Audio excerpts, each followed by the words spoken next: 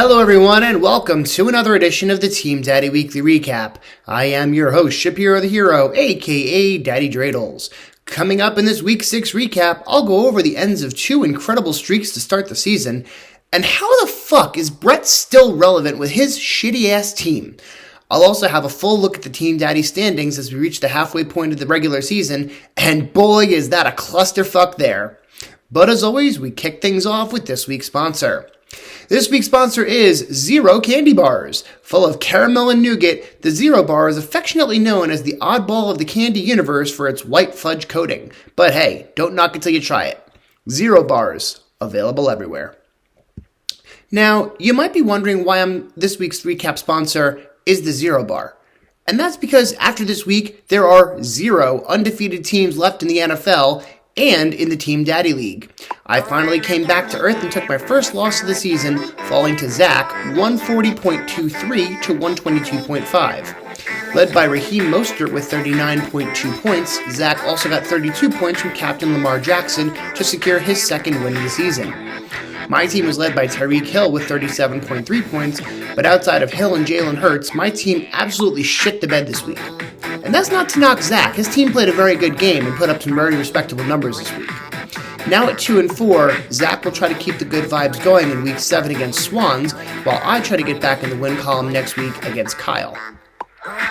Speaking of Kyle, I did mention that 2 streaks came to an end this week. Ladies and gentlemen, sound the alarm because Jed has actually won a game. Jed defeated Kyle this week for his first win of the season, 162.6 to 134.03. Tua Tagovailoa led the way for Jed with 34.1 points, and Jed also got 20-point gains from Breece Hall, Keenan Allen, and Captain Brett Maher. Even without picking a captain, Jed got a win this week. It's pretty impressive.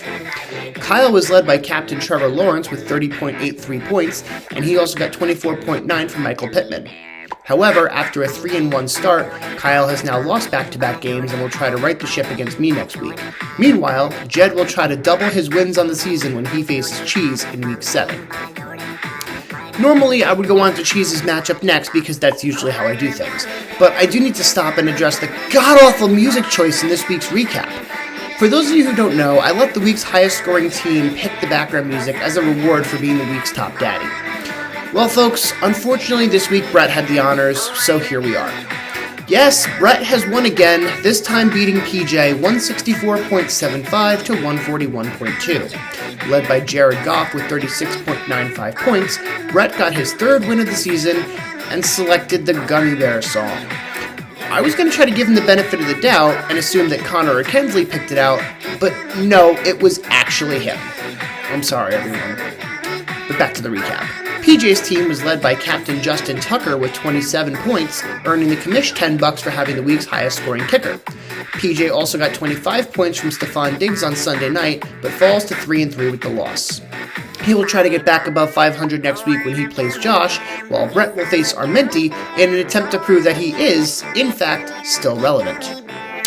Speaking of Armenti, he has now won 3 in a row after beating George this week 156 to 84.65. Amon-Ra St. Brown led the way for Armenti with 35.4 points, and Armenti also got 30-point gains from Cooper Kupp and Adam Thielen. George was led by Jamar Chase with 14 points, but it was overall mediocre performance from Chuyu, who had the week's lowest scoring team by far. At 2-4, George will try to get back on track in Week 7 when he faces off against Big John, while 4-2 Armenti will try to grab a share of first place next week when he plays Brett. Turning now to a matchup of 3-2 teams, Josh took on Swans in the hopes of ending his 2-game losing streak, while Swans was going for his third win in a row.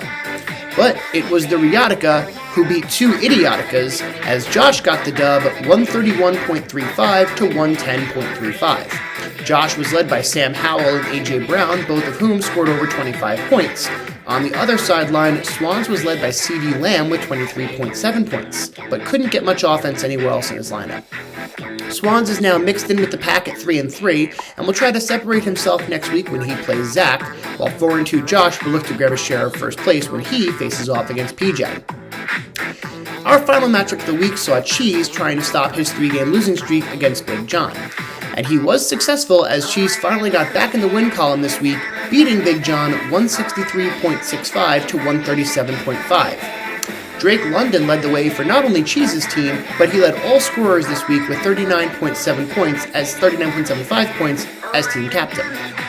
Cheese also got 26.4 points from Travis Kelce and 25.4 from Patrick Mahomes. Big John was led by Travis Etienne with 34.95 points as team captain, and he also got solid performances from Joe Burrow and Harrison Butker. Both Cheese and Big John are now 3-3, and will each try to get back above 500 in Week 7 when Cheese faces Jed and Big John takes on George. Here are the Team Daddy standings after Week 6. Despite the loss, I maintain the top spot in the standings at 5-1, with Armenti and Josh right behind me at 4-2. With half the league sitting at 3-3, seeded by points scored, we have Cheese, Kyle, PJ, Swans, Big John, and Brett. After that, we have Zach and George at 2-4, followed by Jed in last, but with that all-important first win under his belt. As always, don't forget to set your lineups, and please remember to submit all team captain picks to PJ by kickoff on Thursday night. And with only one more week until we start trading draft picks, it's about to get real exciting up in here.